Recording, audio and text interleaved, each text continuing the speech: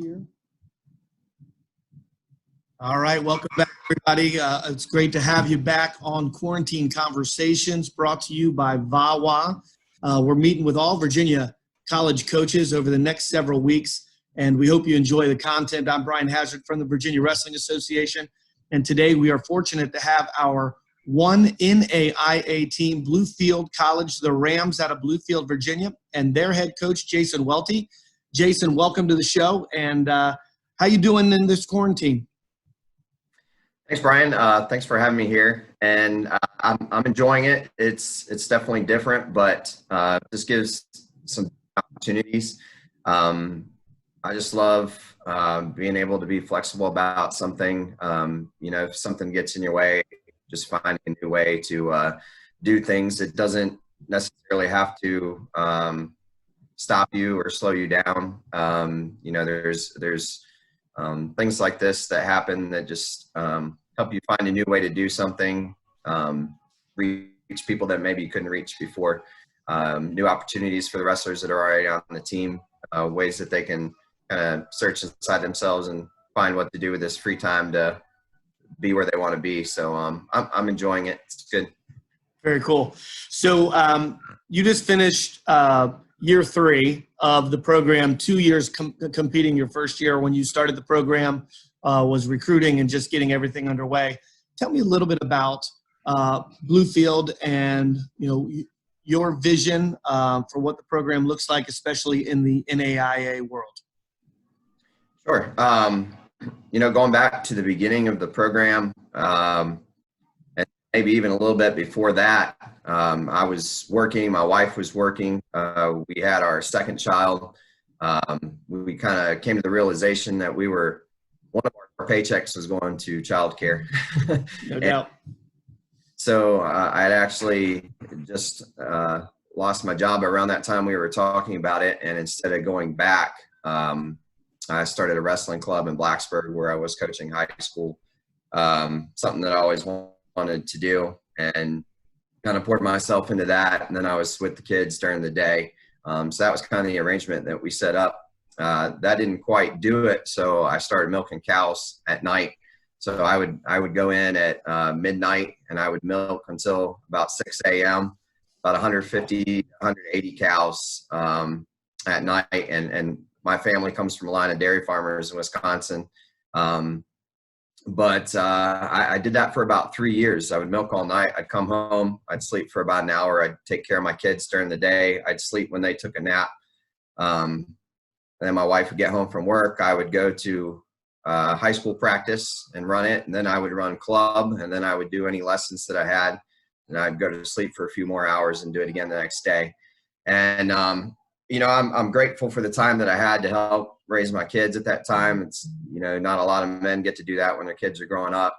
I'm grateful for the time that I got to learn running a program and building a program and actually have the time to do that. It really kind of set me up for what I wanted to do. Probably after about 2 years of that, though, I started to feel a little lost. Just didn't feel like I was doing what I was supposed to be doing, going through college and building up your life, and then you're just not doing, things are not the way you think that they were going to be. And I don't know, something just was missing.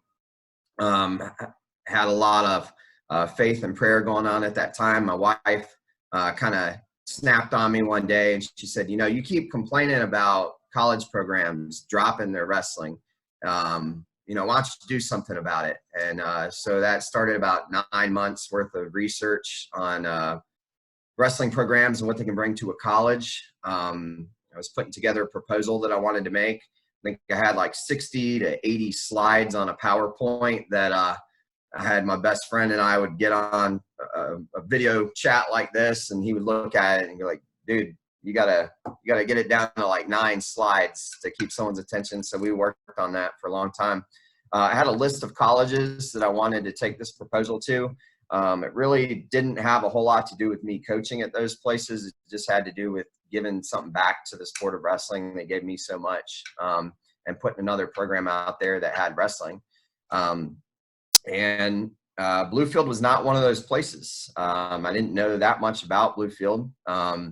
my wife was an online student there, but she'd never been on campus herself because she was online. So one day she makes the dean's list and she gets an invite. They throw a big banquet for anyone who makes the dean's list. And I was like, we didn't think we'd be able to make it. She had work and we're busy and things going on. And I don't know, everything just lined up. Her boss called and said, hey, I heard she made dean's list. I got her shift covered, and that never happened. So we ended up dressing up and going over to Bluefield. People treated us like family. We'd never met anyone there before. It was a special place. We could tell right away. I wanted to get her a sweater so she had something that, belonged to her school. And the bookstore was closed, and there was a woman standing there. She said, hey, I got a key. I'll get you in. And we talked to her for a while. I don't remember how it came up. Something came up about wrestling, and she got really excited. And she said, they've been talking about wanting wrestling here because of the location. And she gave us the board of directors, phone numbers, president of the college, vice president of the college, athletic director. My wife and I got in the car. We didn't speak for a while. We just hugged each other, and then we knew we were going to Bluefield with it. I got home, and that was the only place I sent the proposal into. And, even then, the anxiety didn't end. I was still thinking, it's going to go in the trash, or, it's going to sit on someone's desk for 2 months before I hear anything. I had a call within 2 hours. They were interested. They were excited about it, and the rest is history. And then just the icing on the cake that I got to then go and coach there as well. But I think with building the program there, our location is really key. We're about an hour from Grundy, one direction. And if you go the other direction, we're about an hour from Christiansburg, and you got Virginia Tech. And to be located between, it's the middle of dresser country, basically. So people love wrestling there. So that's a really good location for us to be and be building a wrestling program that we're surrounded by that. And if you go north of us up in West Virginia, you got Independence High School. And I can't remember how many state championships in a row they had, but we're Cliff crushed it there. Now he's at Christiansburg. He's pretty awesome. So that's awesome. So we got this triangle that we're kind of in the middle of, and then there's a lot of things that make us distinct from other programs, especially in the state of Virginia. You mentioned that we're NAIA. We're the only program in Virginia that can give a wrestling scholarship that's not D1. So that's helping us grow, that we can offer that. Academically, and again, not a lot of people know about Bluefield. I didn't know that much about Bluefield before I went there. But they were ranked just a couple of years ago. They're ranked 44th in the nation out of all the universities in the United States for value and affordability. Wow.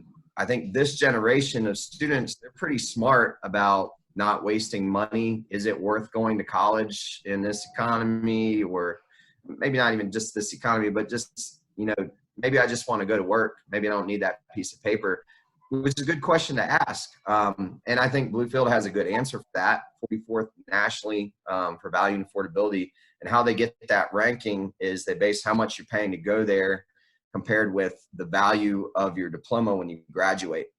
So our first year graduates, they actually make more money than UVA graduates, ODU graduates, Virginia Tech graduates, Averett. I'm trying to think of the ones with wrestling programs.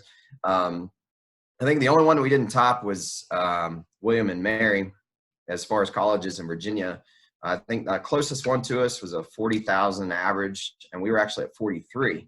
And we don't have a engineering program. It's not the big money-making majors that we have. And so what that tells me is that we do a really good job of making relationships and preparing people for what they're actually going to be doing the rest of their life. A lot of people know the people they're interviewing with before they go interview for that job. We do, internships. Everybody does internships, but we also have mentorships they can do as early as their freshman year. So they have someone talking to them that's doing what they want to do, living in the house they want to live in, drive the car they want to drive. They're working the job they want to work. So they have connections when they graduate. So we're really into serving the students, making sure they're not just getting a piece of paper because they went to a bunch of classes. So that helps us build the program because it's there academically. You know, and I think kind of the support that we have is another big thing. Obviously, they were excited about getting the program, and that hasn't let down at all. Our athletic director, we're a school that's growing. You're going to hear more and more and more and more about Bluefield College because I think for a long time it was built in 1922 and it didn't change much for up until maybe 6 years ago, I'd say. And then everything has changed since then. It keeps getting better and better and better. There were 4 construction sites on campus this past year, which is more than it's been probably since the school was built. And so we actually just got our first full-time AD, I think, in years and years.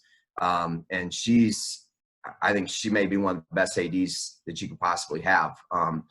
And she wants wrestling to be like a flagship program for the school, the face of the school in many ways. She wants it to be a revenue sport. She discusses with me how we can make it a revenue sport and how we can get people in at matches. And, you know, with our location, I think that's exactly what we can do.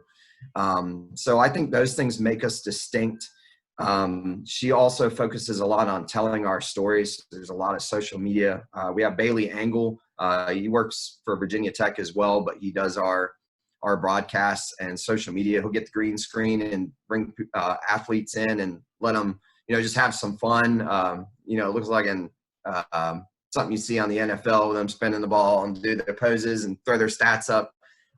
So they do things that are fun for the guys when they come and wrestle here. That gives them some exposure. I think that has a lot to do with building our program. Our training staff, I think from what I've heard, they're some of the best paid trainers in the state of Virginia across the board. They're fully available all the time. We travel somewhere, our trainers go somewhere. So there is a full, everybody hands in on deck for the wrestling program at this school. The vice president of the college and his wife, who we met on that when we went to the Dean's List banquet, they come to every home match. The president of the college comes to most of them. And the last time we had a home match, he helped the guys roll up mats and carry them. You know, and it's just a show of all hands on deck. The coaches from the other sports, they support us and they come out to the wrestling matches, which is really cool. So those are some of the kind of things that we're doing to build and that make this program a lot easier to build very quickly, I think. That's incredible. And so it sounds like you have the infrastructure in place. Sounds like you have the support from the university in place. And, you know, obviously you kind of were driven and pushed and your heart is really set at Bluefield. So with all that support, what are some of the things that you're doing as a coach to build the culture of the program? And then also, what are you looking for specifically in a recruit when you're out there beating the bushes to get people onto your campus and into your program? So some of the things that we do culture-wise really centers around 2 things. They're both biblical. One of them is, you know, as iron sharpens iron, so does one man sharpen another.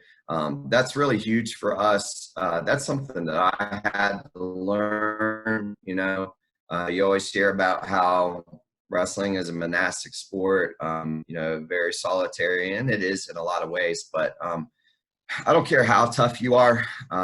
You know, sometimes you just can't pick yourself up by the bootstraps. You've got to have someone who's pushing you to the top, who's your champion, who wants you to win it, sometimes more than you want to, because you're not always going to be in that right mindset all the time. I mean, we're human. So I think our biggest focus, and I've started to have some other colleges, kids that will reach out to the AD and say, hey, can I contact the coach? And the number one thing that they're missing where they're at is they're by themselves in the room. They don't have the feeling that they matter. They don't have the feeling that, you know, unless they're that number 1 or number 2 guy, they don't have the feeling that the coach wants to put into them, or even that their teammates want to put into them. So we spend a lot of time together to build that kind of culture. If we go somewhere and wrestle, they're going to remember some wrestling matches. They're going to remember some moments on the mats, but they're going to remember stuff that they did with the guys. And a lot of that's practice. A lot of that's the weird hour workouts that, suck when you're doing it, but are great afterwards to look back on. But we do some really fun stuff that just have the guys spend time together. One of the guys on the team, his dad trains dogs for like police force, obedience, things like that. So we put bite suits on. We ran and had them take us down. We put the sleeve on and, had them attack. We went to a cabin this past summer up in West Virginia in the middle of nowhere. We had no cell phone service for 3 days, which meant the guys were forced to interact with each other, which was great. There was a lake nearby, and we did some cliff jumping. We did a 100-foot cliff jump, which I didn't find out till afterwards that that is the height of a aircraft carrier. So it was about the same as jumping off an aircraft carrier into the water. There is a huge mountain range. If you've ever driven, Virginia, West Virginia, you got those 2 tunnels that you drive through the mountain. Well, one of those mountains is right in front of campus. It towers over campus. It's gorgeous. And every December when everyone else is on Christmas break and we're at the college, some magic happens for me and it snows and we go climb that mountain in the snow. And so really it's just about doing things together. We went up to Missouri for a big tournament it's big for NAIA, and on our way back, we stopped in St. Louis. Some of these guys have never been anywhere before. We went up in the Arch. We ate at the ESPN place that's right next to St. Louis Cardinals Stadium. So I'd say that's a big thing with our culture, and it's not just doing things together that helps, but we preach it every day. We talk about being vulnerable to each other. Is one thing. It's not enough to be friends. And especially in a wrestling room, you want some fights in there. You want some hard work where things get heated sometimes. But what's important is that after that happens, that everyone's pulling in the same direction. And, if you have a brother or sister, when you're close, you're going to fight even more. So you have to talk about more than just being friends and getting along. It's more about being vulnerable to each other. Hey, I got this going on. Hey, this is what's bothering me. Because those are the things that as a coach, you're thinking about the X's and O's and the wrestling. And sometimes it's easy to forget, that Jimmy over there has, his girlfriend just broke up with him and his dog died at home and he can't go home and see it. And, his grandma's not doing well in the hospital and stuff like that gets through the cracks. Because there's a lot of guys that each life, has something going on. So when the guys are vulnerable to each other, they take care of each other. We had instances, we had a guy that couldn't afford wrestling shoes. I mean, he's there to wrestle and he couldn't afford wrestling shoes. And family put together and got him shoes. There was a kid on the team that couldn't afford his eligibility payment to apply with the NAIA to be eligible. And the team all got together. Every single person on the team donated money to pay for his eligibility. We really focus also on that second kind of biblical thing that, if there was a need, that everybody met it. So we make sure that we share often. But then there's also how you respond. If someone's being vulnerable, that's a really good chance to kind of knock them down. I think that's a big culture, unfortunately, in a lot of collegiate teams is that, you want to be the top guy. I'm going to take everyone down to get there, including anyone in my room. And I get that, but this is more about how we respond when someone puts themselves out there, they're going through something, that everyone responds in a way that, look, we're going to go in the same direction. Because the stronger you are, the stronger you can make me. Well, in the NAIA, you can actually put multiple people into the national tournament, right? So that's actually a good thing when you can have that vulnerability to put people in there. Yeah, that is huge for recruiting. Even if I have a stud at one weight class, I don't have to stop recruiting there. It also helps keep guys interested. Wrestling is a hard sport. It's not like football where someone, hey, put the jersey on me, I'll sit on the bench. I just want to be a part of it. Wrestling is too hard to do that, honestly. And so you could have a stud at your weight class in our room and still come in and go to postseason. it keeps guys interested, because in NAIA you can put 12 guys out there, even though there's 10 weight classes. So I've got to narrow it down to, I can pick 2 weight classes that I'm going to send 2 guys. And that keeps them fighting, even if they're not the guy. And we don't really, I really try to dissuade from talking about, this is the starter at this weight class. I want it open all the time, that, whoever scores the most team points, whoever's fighting for pins, things like that, you have a chance to then be that 11th or 12th guy, which again contributes to culture as well. And I think you were talking about the second part of your question there was, what are we looking for in recruits? Correct. I think the first thing I'm paying attention to is attitude. You talk about attitude of gratitude. If you see someone shaking a coach's hand, saying yes sir, things like that, it's not just manners. It's usually they're kind of thankful. They know that somebody helped get them where they are. I think that's a big thing. Loving the sport and loving to compete is really big. College is a different ballgame. It's a long season compared to high school. There's a lot of grind that you've got to stay motivated all the time. I can't tell you how many times already at a young program that I'm seeing guys that were really good in high school, and they just don't have the longevity. They just don't have the drive anymore. And the guys that maybe were just a Virginia State placer, never won a state championship, they keep getting better and better and better. And they're really hungry, and they love competing and grinding. And, that's part of not giving up. When I see a guy that refuses to be pinned, part of recruiting, it's not just wins and losses. It's really about how you're doing it, how you're fighting the whole time. So I'm looking for that all the time. Someone that, look, if you stop me, kind of like what's going on with COVID-19 right now, look, if something's in my way, I'm just going to find another way to keep doing what I need to do.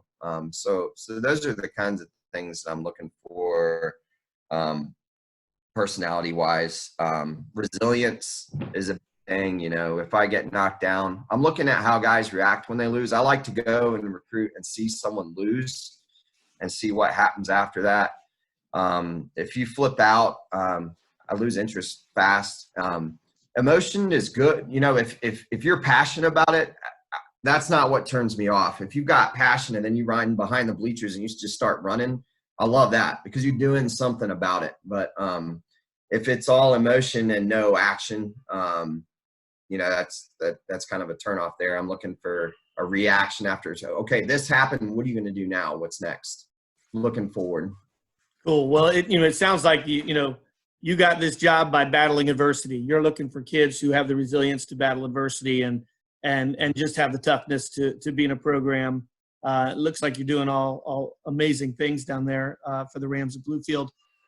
Final question: what are some things as a community that we can be doing as coaches, as parents, as just stakeholders in the game to benefit you and your rise in the NAIA in Virginia? First of all, I think that the high school programs, especially in Virginia, are a big reason why we've been able to grow and be successful and be a program. Just because high school coaches are doing a really good job. That first year, and it's another thing I love about Bluefield is they trust me to do my job. They brought me in and when they say, hey, we're thinking about doing this, and I say, look, from a wrestling perspective, you hired me to protect my sport and grow my sport. Let's not do that. Let's do this instead. And they're like, okay, you're the expert. I love that they trust me to do what I need to do. And one of those things was that first year we started the program, it was kind of late. And the guys that I was trying to bring in, I was scrambling, trying to get somebody. And the good guys were gone. I mean, there were guys available, but not the kind of guys that you want to build your entire program around. And I went to them and said, look, give me a year to recruit, and we'll start next year with competition. And they listened. They said, okay. And that year, instead of traveling and competing and, probably would have gotten the socks knocked off us, and then I don't know about what kind of characters we would have had on the team. Now we have a strong character team that we're building around, where these guys care about their academics. They care about the man they're going to be when they graduate college. And I got to go to tournaments that were high school tournaments and talk to coaches. And that's the big thing for me now, is that I have coaches that are coming to me now and say, hey, I got this kid and I got this kid. And so one, the high schools are a big reason why we're where we're at. One thing that can help is, there's some really good high school programs in Virginia that they still kind of blow me off because I'm NAIA. And they're feeding kids that stigma of, they want to see their guys go Division I, and they pass that on to me, and how they, I can tell how they talk to their wrestlers, that they're steering them somewhere. And there's a lot of kids that could still be wrestling, continuing to grow the sport. When we talk about programs getting cut or wrestling and things like that, there's a lot of people that are going to become administrators, advocates of the sport, donors possibly, but then they stop wrestling after high school, and then their kind of involvement kind of stops. Again, you don't have to be the D1 wrestler to continue wrestling after high school. So the biggest thing I would be looking for high school coaches and communities to be doing is making sure that they continue to stay involved in the sport. And, I've even had guys that came and wrestled, and then, maybe they still weren't good enough, even with a young program here that we have, and they would come up to me and say, look, I think I'm done wrestling. And I find a use for them. I'll send them down the road to work with a local high school program. I don't want them to throw away a career of wrestling just because they're not going to be able to start for me. So I'd say keep encouraging them to, be a part of wrestling and continue to go with that.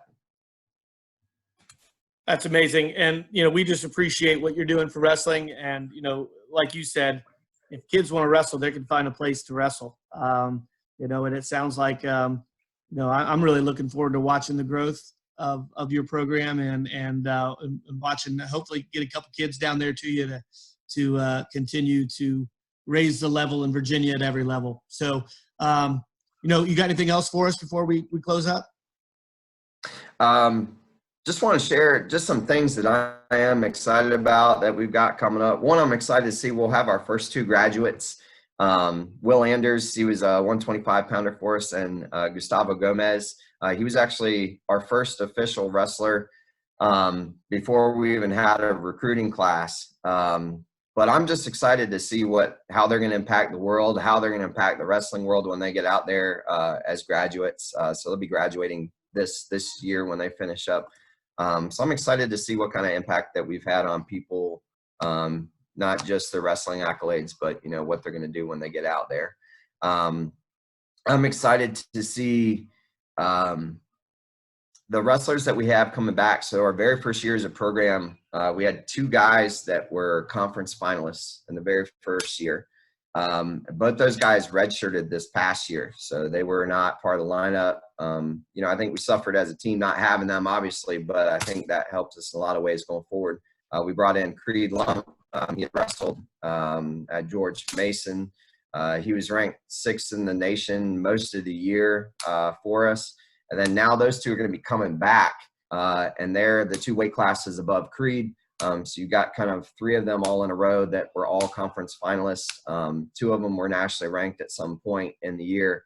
So I'm excited to see this year, I'm going after some other weight classes to kind of, so that we don't just have the 3 there. We have maybe 2 more that are really game changers. So that'll be, around half of our lineup that can be nationally ranked. So there's a lot that I'm excited about that we have coming back. There's the guys that, when you brought them in and they were, maybe they went to state, but they didn't place, or maybe they placed, but, obviously they didn't win it, that, 2 years going now, no one remembers who they are, that have been working really hard in a college room with some really good guys, that people are they're going to start showing up now. So that's what I'm excited about, is we've got 2 years of wrestling under their belts now, and they're ready to say, look, I'm the guy now. So those things are really exciting about the program. Just kind of see the wrestlers that have really stuck with it and keep working and see what they can do this coming year. Fantastic. Well, Jason, I really appreciate everything that you're doing for our sport, and from me and also from VAWA, if we can do anything to support you, please feel free to reach out, and we'll make sure that happens. So, best of luck. Hope your family stays safe, and again, thanks for all you do. Thank you, Brian. I really appreciate it. Take care. All righty.